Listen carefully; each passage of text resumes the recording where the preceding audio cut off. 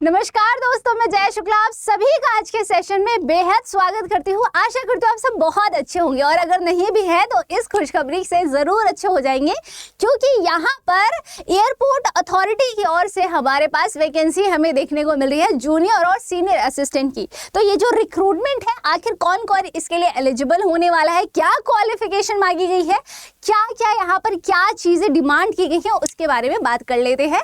Session की शुरुआत करते हैं और अगर आपको सेशन अच्छे लगे तो जरूर से जरूर लाइक और शेयर और सब्सक्राइब जरूर करिएगा। शुरुआत करते हैं सीधा नोटिफिकेशन की और आप देख सकते हैं यहाँ पर कि AAINER नॉन एग्जीक्यूटिव रिक्रूटमेंट है 2025, यानी कि एयरपोर्ट अथॉरिटी की ओर से आपको यहाँ पर हमें वैकेंसी देखने को मिल रही है। North eastern reason has released the latest notification for the recruitment of किसका भैया, सीनियर असिस्टेंट और जूनियर असिस्टेंट के लिए यहाँ पर जो है यहाँ पर आपकी वैकेंसी देखने को मिल रही है। ठीक है, सबसे पहले थोड़ा सा देख लेते हैं इसका ओवरव्यू। ओके, अब पोस्ट नेम क्या है, बहुत सारी पोस्ट पे आपकी वैकेंसी आई हुई है और यहाँ एडवर्टीजमेंट नंबर आप देख सकते हो कि क्या है 012025 DRNER। ठीक है, टोटल वैकेंसीज इसमें 14 पोस्ट होने वाली हैं। ठीक है, अभी इसको धैर्य से समझते हुए चलिएगा। मोड ऑफ एप्लीकेशन क्या हो जाएगा आपका, ऑनलाइन रहता है, जो कि हमेशा। रीजन क्या है तो north eastern reason only. Okay, तो जॉब लोकेशन क्या रहेगी, वेरियस एयरपोर्ट इन NER। और यहाँ पर अगर हम बात करें कि इम्पॉर्टेंट डेट्स क्या होने वाली हैं, ठीक है, इसमें इम्पॉर्टेंट डेट क्या है, यानी कि आपका फॉर्म फिलिंग कब से स्टार्ट है, तो आपकी जो फॉर्म फिलिंग है 12 दिसंबर से शुरू हो जाएगी और इसकी लास्ट डेट जो रहने वाली है वो कब रहेगी, तो 11 जनवरी 2026 तक रहेगी। यानी कि वही बात हो गई कि भाई आपको 1 महीने का समय यहाँ पर फॉर्म फिलिंग के लिए दिया जाता है। ठीक है, उसके बाद अगर मैं बात करूँ आपसे एप्लीकेशन फ़ी, वही जो रहता है हमारा मतलब कि OBC है, जनरल है, EWS के लिए 1000 रुपीज़ है और विमेन SC ST के लिए, एक्स सर्विसमैन सभी के लिए जो है आपकी कोई भी यहाँ फीस नहीं रहने वाली है। ठीक है, आगे अगर मैं बात करूँ रिक्रूटमेंट 2025 वैकेंसी एंड क्वालिफिकेशन, यानी कि आपकी क्वालिफिकेशन क्या होनी चाहिए, सबसे पहले कौन कौन इसको एलिजिबल है फॉर्म को अप्लाई करने में। उसके बाद मैं बात करूँ सीनियर असिस्टेंट इलेक्ट्रॉनिक पोस्ट के लिए जो है 5 वैकेंसीज आपको देखने को मिल रही है। जूनियर असिस्टेंट के लिए आपको 2 मिल रही है। जूनियर असिस्टेंट फायर सर्विसेज के लिए यहाँ पर आपको 7 वैकेंसी देखने को मिल रही है। ठीक है, इन सब की अलग अलग आपको एजुकेशनल क्वालिफिकेशन मांगी गई है। भाई पोस्ट अलग अलग है तो क्वालिफिकेशन भी अलग अलग होगा, ये तो ऑब्वियस है। ठीक है, डिप्लोमा इन इलेक्ट्रॉनिक्स हो जाए या टेलीकम्युनिकेशन है, रेडियो इंजीनियरिंग है, प्लस 2 साल का एक्सपीरियंस किसमें मांगा गया है, तो ये माना है सीनियर असिस्टेंट इलेक्ट्रॉनिक्स में। ठीक है, आपके HR यानी जूनियर असिस्टेंट HR के लिए 2 पोस्ट है जिसमें ग्रेजुएशन पास मांगा है। अगर आप ग्रेजुएट हैं तो आप इस फॉर्म को अप्लाई कर सकते हैं इस वाली पोस्ट के लिए। ठीक है, यहीं पर जूनियर असिस्टेंट फायर सर्विसेज में जो है टोटल आपके नंबर ऑफ वैकेंसीज हैं 7 और यहाँ पे कौन से कैंडिडेट अप्लाई कर सकते हैं, जिनके पास 10th है प्लस डिप्लोमा यानी मैकेनिकल में है, ऑटोमोबाइल है, फायर है, या फिर 12th पास और वैलिड ड्राइविंग लाइसेंस है। अगर आपके पास इनमें से कोई भी क्वालिफिकेशन है तो आप इस फॉर्म को एलिजिबल हैं भरने के लिए। ओके, यहाँ तक चीज़ें क्लियर है। अब चल लेते हैं थोड़ा सा कि आखिर आपका एज लिमिट क्या होना चाहिए, कौन से स्टूडेंट्स इस फॉर्म को अप्लाई कर सकते हैं। एज लिमिट आपकी मांगी गई है कम से कम 18 और ज़्यादा से ज़्यादा 30, यानी कि जितने भी कैंडिडेट्स इस एज के अंदर है वो सभी इस फॉर्म को अप्लाई कर सकते हैं। ठीक है, यहाँ पर सिलेक्शन प्रोसेस देख लेते हैं कि आखिर क्या रहने वाला है। वही जो नॉर्मली हर एग्जाम का होता है कि पहले आपका CBT होगा, उसके बाद डॉक्यूमेंट वेरिफिकेशन होता है, यानी कि आपका कंप्यूटर बेस्ड टेस्ट हो जाएगा, फिर डॉक्यूमेंट वेरिफिकेशन हो जाएगा, कंप्यूटर लिटरेसी टेस्ट है यहाँ पे, उसके बाद आपके कुछ टेस्ट होंगे जैसे ड्राइविंग टेस्ट है, फिजिकल मेजरमेंट है, मेडिकल टेस्ट है या फिजिकल एंड्योरेंस टेस्ट है। ये अलग अलग पोस्ट के लिए उसके अकॉर्डिंग हो जाएगा। ठीक है, अब हम बात करते हैं अप्लाई कैसे करना है। तो थोड़ा सा मैं आपको सीधा अप्लाई पे हम बात करेंगे कैसे करना है। पहले मैं थोड़ा सा आपको इसके डिटेल नोटिफिकेशन देना चाहूँगी। आप देख सकते हो कि एयरपोर्ट अथॉरिटी की तरफ से हमारे पास एक जो नोटिफिकेशन आया है वो ये है। ठीक है, recruitment for non executives cadres in north eastern reason के लिए है। अब एक बात जो ध्यान देने वाली है, जो सबसे पहले यहाँ इस लाइन में कह दी गई है, ध्यान से पढ़िएगा कि भाई airport authority of India regional headquarter north eastern region invites application from the eligible candidate who are domicile of Assam, Arunachal Pradesh, Manipur, Meghalaya, Mizoram, Nagaland और त्रिपुरा, यानी कि जिनके पास इन स्टेट्स के डोमिसाइल है सिर्फ और सिर्फ वही कैंडिडेट्स इस फॉर्म को भरने के लिए एलिजिबल होने वाले हैं। यानी कि जिनके पास डोमिसाइल है वो सभी इस सीनियर पोस्ट पे जूनियर असिस्टेंट यानी एचआर और जूनियर असिस्टेंट फायर सर्विस के लिए, इसके लिए क्या है, आप सभी एलिजिबल रहने वाले हो, ध्यान दीजिएगा, ठीक है। अगर मैं आगे आपसे बात करूं, आगे देख लेते हैं। मैंने ये ऑलरेडी डेट आपको बता दिया कि कब से कब तक आप फॉर्म को अप्लाई कर सकते हैं। एक बार डिटेल ऑफ पोस्ट देख लेते हैं कि आपके कितने किस पे होने वाले हैं, नंबर ऑफ पोस्ट क्या है, या फिर मैं कहूँ नंबर ऑफ वैकेंसीज क्या है हर पोस्ट पे, ठीक है। Senior assistant electronics any 06 level जो होता है उसमें टोटल वैकेंसीज 5 है, अनरिजर्व्ड के लिए 5 है, बाकी किसी भी कैटेगरी में आपकी यहाँ पर नहीं है, ठीक है। जूनियर असिस्टेंट के लिए जो है उसमें आपकी टोटल वैकेंसी 2 है, जिसमें अनरिजर्व्ड 1 लेके जा रहा है, और दूसरा अगर हम एसटी की बात करें तो एसटी के लिए आपकी 1 वैकेंसी रहने वाली है।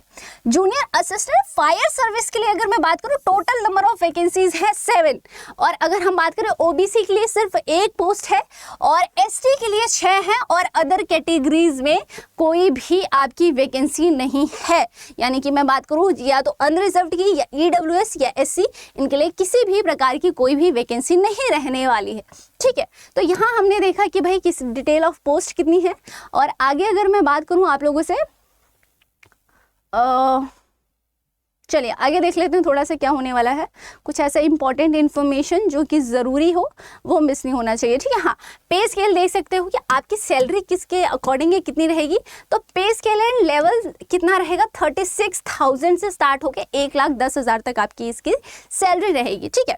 और अगर हम बात कर रहे हैं, ये किसकी बात हो रही है, तो सीनियर असिस्टेंट की बात है। जूनियर असिस्टेंट में अगर सैलरी की बात करूँ 31,000 से लेकर 92,000 तक रहने वाली। अब इसमें आपका सब कुछ इंक्लूड होता है, ठीक है। जैसे आप यहाँ देख सकते हो कि इन एडिशन टू बेसिक पे है, डियरनेस अलाउंस है, perks, HRA and other benefits which include CPF, gratuity, social security scheme, medical benefits, यानी सब कुछ इसमें क्या रहने वाला है, सब कुछ रहेगा ऐड, ठीक है। एज लिमिट और रिलैक्सेशन की अगर मैं बात करूँ तो जैसे हर एग्जाम में होता है, ये तो बहुत कॉमन सा होता है कि आप अगर ओबीसी हैं तो आपको 3 साल का रिलैक्सेशन मिलता है, पर अगर आप जनरल हैं तो आपको नहीं मिलता, ठीक है। एससी एसटी के लिए 5 साल का रिलैक्सेशन होता है। एज कहाँ से काउंट होगा, तो याद रखिएगा 6/12/2025 इस तरीके से, ठीक है। यहाँ तक में आपका एज इसके अंदर रहना चाहिए, ओके। अब यहाँ पर ये बात हुई एज की। अगर हम अगर हम आगे बात करें, एक्स अग्निवीर के लिए यहाँ पर भी कुछ दिया गया है कि भाई you have successfully completed 4 years of engagement with armed forces. अगर आपने 4 साल पूरे अग्निवीर में अगर आपका सिलेक्शन हुआ था और आपने 4 साल पूरे वहाँ पर क्या क्या है बिताए हैं, तो आपके पास 3 साल का यहाँ पर एज रिलैक्सेशन रहने वाला है, ठीक है। आगे कह रहा है age relaxation of 5 years instead of 3 years beyond the prescribed upper age limit is admired. तो यानी कि वो वही बात हो गई कि वहाँ पर आपका 3 साल यहाँ पर रहने वाला है, और अग्निपथ की स्कीम के अकॉर्डिंग, ठीक है। The date of birth as recorded in the matriculation secondary examination. Date of birth आपकी कौन सी मानी जाएगी, जो आपके 10th के सर्टिफिकेट में होगी, यानी कि जो आपका 10th का रिजल्ट है, जो आपकी मार्कशीट है, उसके अकॉर्डिंग ही आपका जो है डीओबी माना जाएगा, वही मान्य रहने वाला है यहाँ पर। तो इस चीज़ को थोड़ा सा ध्यान देंगे आप, ठीक है। आगे अगर मैं बात करूँ सीनियर असिस्टेंट इलेक्ट्रॉनिक्स के लिए क्वालिफिकेशन आप देख लें, अलग अलग पोस्ट की क्या मांगी गई है, ठीक है। अलग अलग पोस्ट की क्वालिफिकेशन की अगर मैं बात करूँ, देखो एज क्या है, क्वालिफिकेशन, एक्सपीरियंस। पोस्ट कोड 1 है, नेम ऑफ पोस्ट है सीनियर असिस्टेंट, ठीक है, जिसमें आपका एजुकेशनल क्वालिफिकेशन में डिप्लोमा इन, किसमें डिप्लोमा होना चाहिए, इलेक्ट्रॉनिक्स में, टेलीकम्युनिकेशन में, रेडियो इंजीनियर में। एक्सपीरियंस इसने मांगा है आपका 2 साल का, इसने एक्सपीरियंस माना है, यानी कि सीनियर वाले में आपके पास 2 साल का जो है एक्सपीरियंस होना कंपलसरी है, ठीक है। ये आपकी क्वालिफिकेशन मांगी है। अब सिलेक्शन प्रोसेस वही सेम है कि पहले आपका रिटन एग्जाम होगा, देन उसके बाद जो 2 घंटे का होगा, उसके बाद आपका डॉक्यूमेंट वेरिफिकेशन है, ठीक है। सिलेबस आपका है 70% question on subject relating to educational qualification prescribed for the post. Post के लिए जो भी आपने सब्जेक्ट प्रिस्क्राइब्ड किया है, वहां से आपका 70% सिलेबस आने वाला है, ठीक है। 30% जो है आपका जीके जीएस वाली चीजें पूछी जाएंगी। तो ये चीज जो है रहने वाली है सीनियर असिस्टेंट की पोस्ट के लिए, आपका ये रहने वाला है सिलेबस वगैरह, ठीक है। यहाँ देख सकते हो मिनिमम मार्क्स बोला, मार्क्स विल बी 50%, पास के लिए जो है इतना रहने वाला है, फॉर अनरिजर्व्ड के लिए, ईडब्ल्यूएस के और ओबीसी के लिए, और SC ST के लिए 40% मिनिमम मांगा गया है। ठीक है, इतनी चीज़ें क्लियर हैं, आगे देख लेते हैं। अब बात आती है जूनियर असिस्टेंट की। इसमें क्वालिफिकेशन और एक्सपीरियंस कितना मांगा है, तो जूनियर असिस्टेंट में माना है ग्रेजुएट, यानी आप ग्रेजुएट होने चाहिए। Candidate who qualified CBT will appear for computer literacy test in MS office.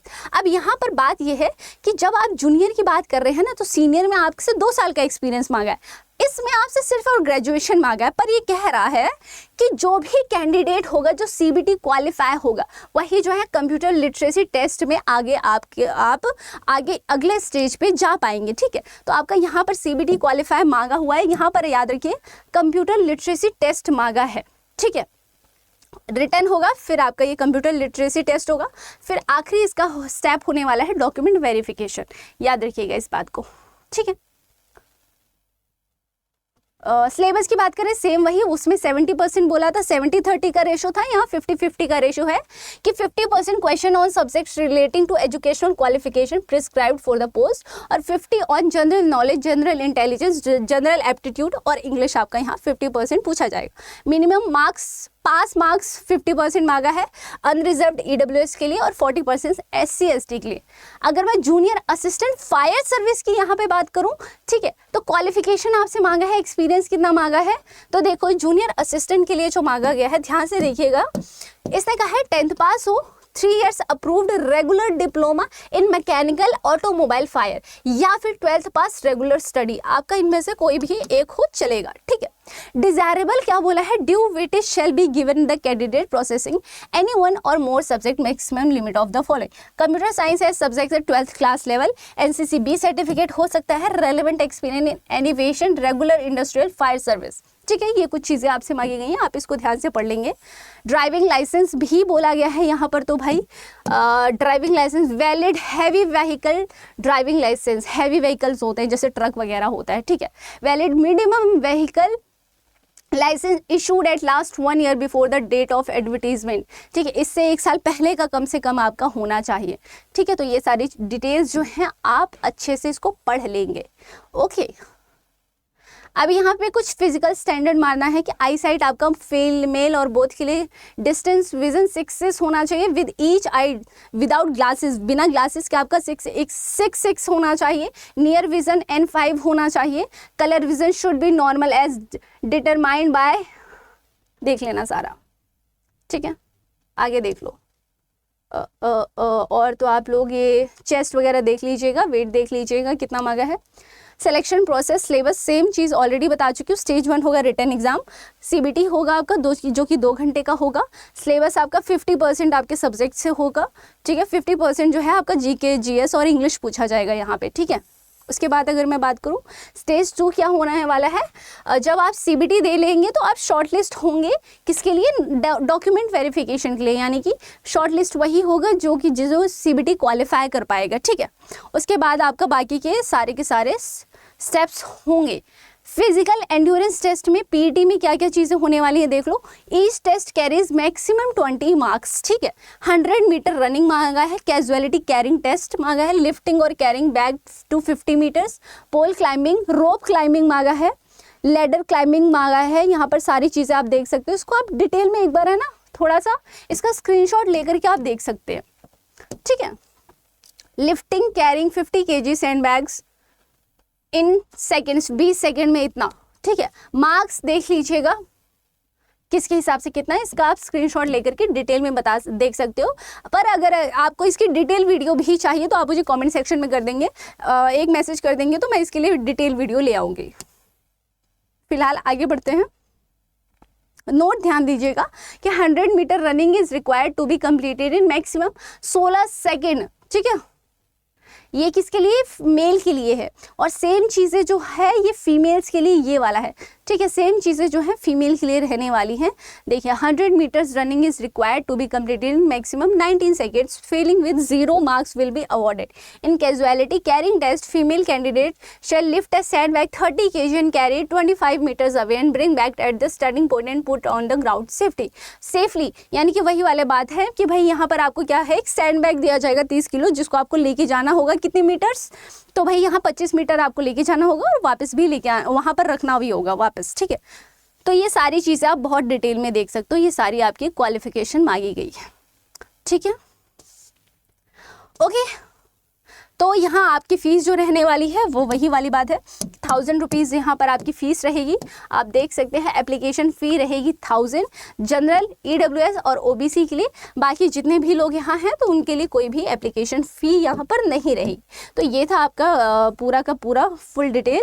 आपकी जो डेट है एप्लीकेशन की 12 दिसंबर 2025 से शुरू हो रही है और 11 जनवरी 2026 को ही लास्ट डेट रहेगी, ठीक है। तो आई होप आपको सारी चीज़ें समझ आ गई होंगी। ये थी आपकी ये आपका था भाई, अच्छी खासी वैकेंसीज आई हुई हैं और आप ज़रूर से ज़रूर अप्लाई कीजिएगा। और इससे रिलेटेड कोई भी कन्फ्यूज़न है, कुछ भी कोई भी दिक्कत परेशानी है, आप कमेंट सेक्शन में मुझे लिख के बता सकते हैं। कोशिश करूंगी कि नेक्स्ट वीडियो आप उसी पर हो, ठीक है। बाकी thank you so much for watching. I hope session अच्छा लगा होगा। सेशन अच्छा लगा है तो सब्सक्राइब चैनल को ज़रूर करिएगा ऐसे ही और नोटिफिकेशंस के लिए, और अगर सेशन अच्छा लगा है तो लाइक शेयर ज़रूर करिएगा। मिलते हैं नेक्स्ट वीडियो में, तब तक ले बाय बाय, टेक केयर, जय हिंद।